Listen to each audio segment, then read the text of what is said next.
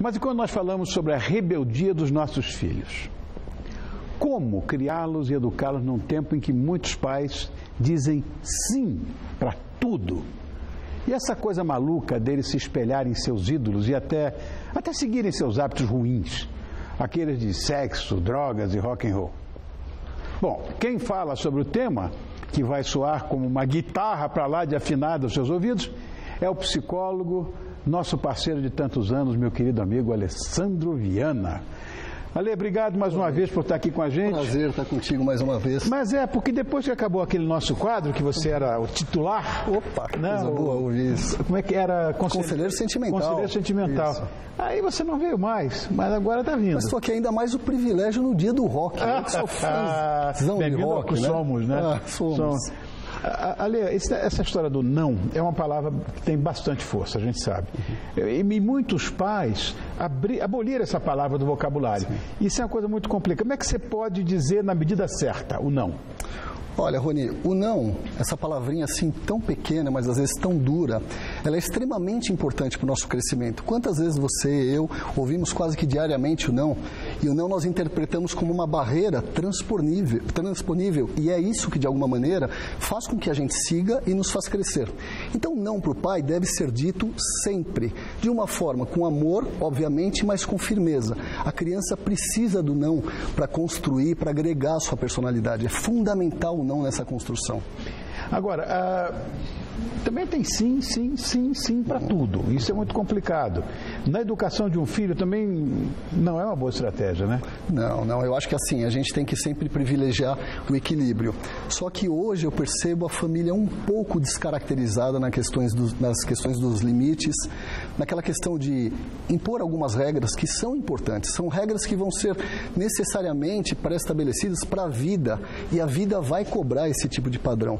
E hoje essa vulnerabilidade do não e esse comportamento mais permissível do sim, isso me preocupa. Isso me preocupa que nós temos cada vez mais crianças e adolescentes rebeldes justamente por causa desse excesso.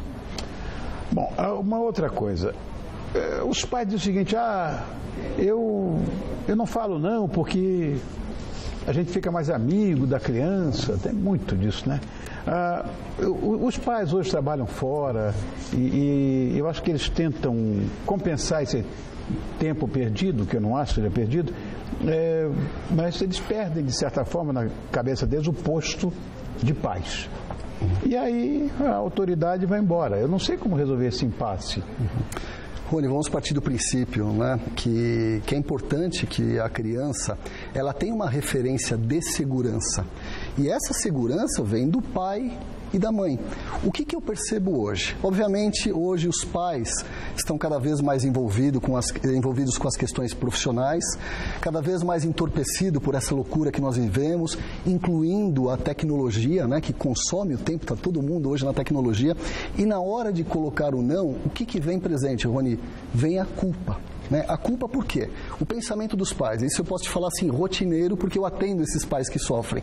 O pensamento eu estou tão ausente em casa, como que eu vou chegar e ainda brigar com meu filho? Que tipo de amor que ele vai ter por mim?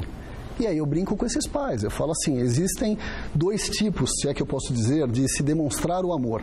O amor verdadeiro é aquele que você vai colocar o limite, você vai falar o não, justamente com o intuito do crescimento daquela criança e do desenvolvimento, e aquele amor egoísta, que é aquele que você está pensando na sua culpa.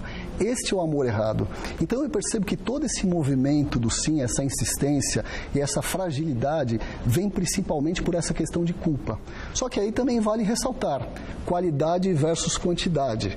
Você pode estar em nível de quantidade um pouco ausente na vida do seu filho, mas quando estiver presente, esteja atuante para agregar nessa formação. Engraçado, hoje, por exemplo, é dia do rock, né? Estamos falando do dia do rock. E eu queria que você comentasse sobre essa ligação entre o fã e o ídolo, que é uma espécie de transferência. Né? Eu me lembro da minha época de garoto, que me transferia para James Dean, eu queria ser igual a ele, enfim. E quantos não se transferiram para você?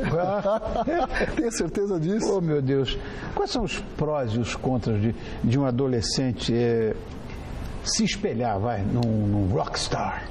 Olha, Rony, o Rockstar ele nos permite sonhar, né? Nos permite imaginar e vivenciar um pouco daquela cena. É um movimento, como você bem falou, de projeção. Então você se fantasia ali, sendo idolatrado, nos holofotes, enfim, as pessoas te amando, admirando, mas em contrapartida, aí eu queria fazer uma ponte para a família. É importante que a família intervenha nessa situação para que coloque a criança ou o jovem, principalmente nesse caso do jovem, com uma relação coerente. Eu vou dar até um exemplo da minha formação de rock e de infância. Eu era fanático pelo Kiss. Então o Kiss, quando você olhava na TV, ele tinha aquela expressão da agressividade, então quebrava a guitarra. E aí que fazia parte da minha construção, a mãe e o pai colocaram os limites. Que eu lembro que uma vez, até compartilhando contigo, estou eu imitando o guitarrista com uma boa vassoura e de repente aquela vassoura eu comecei a bater no chão. E aí vem minha mãe para intervir. Então esta presença, esse olhar dos pais é que vai configurar e vai formar uma percepção real. Então é muito bom Rockstar para essa fantasia positiva, mas a família vem e interfere diretamente na coerência, na visão equilibrada dessa formação. E depois tem uma outra coisa que eu acho importante nessa história, porque normalmente esses grandes astros do rock que a gente gosta tanto, de repente entram numa espiral descendente de depressão, de tudo. E como é que fica com a criança quando o ídolo dela entra nessa?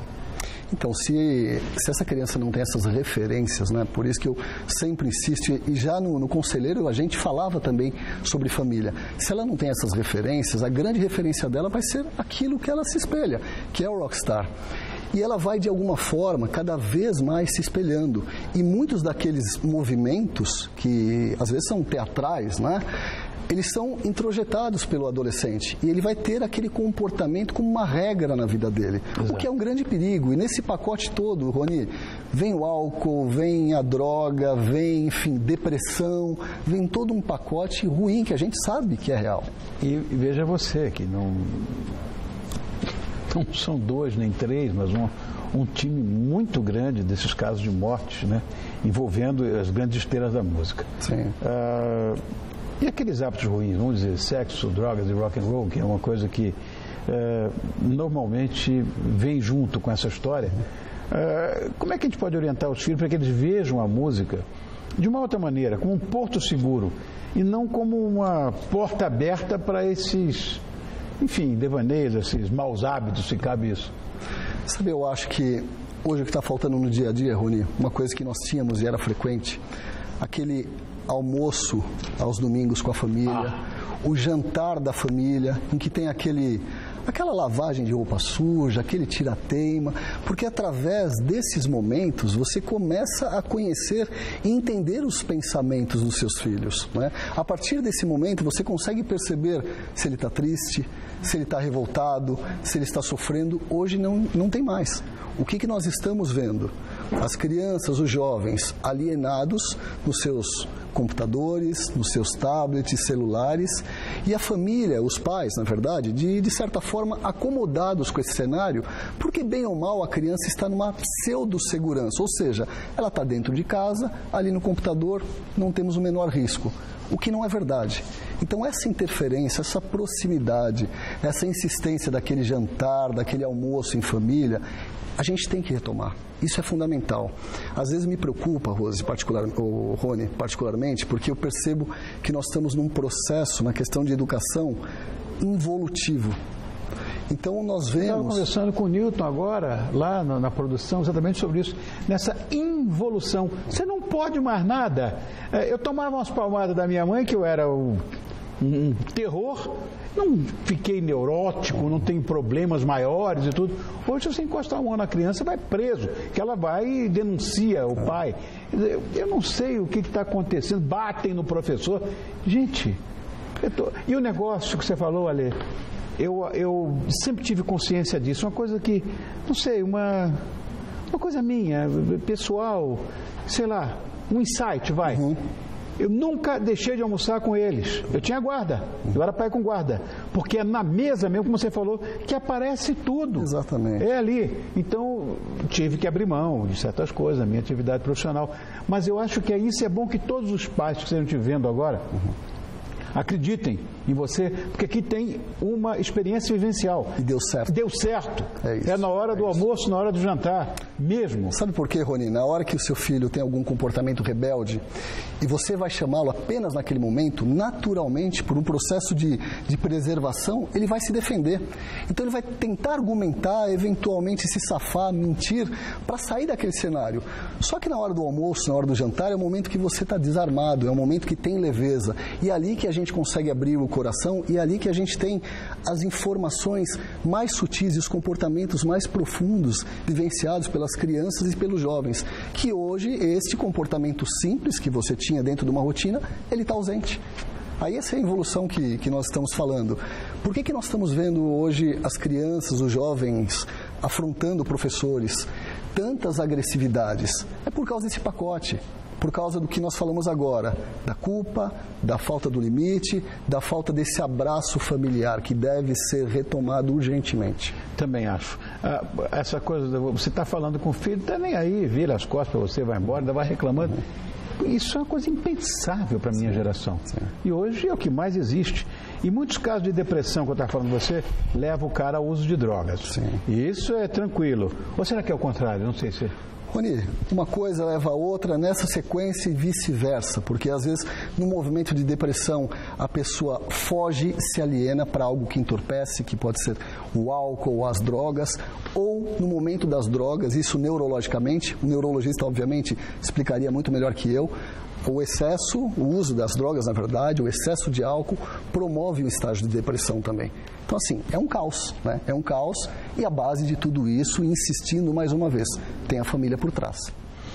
Se eu fosse você, eu digitaria agora o seguinte, Alessandro Viana com 2 N's, .com.br, para você saber um pouco mais dessas dúvidas que te atormentam com meu querido e pessoal amigo Alessandro Viana, grande psicólogo que sabe disso melhor do que andar para frente.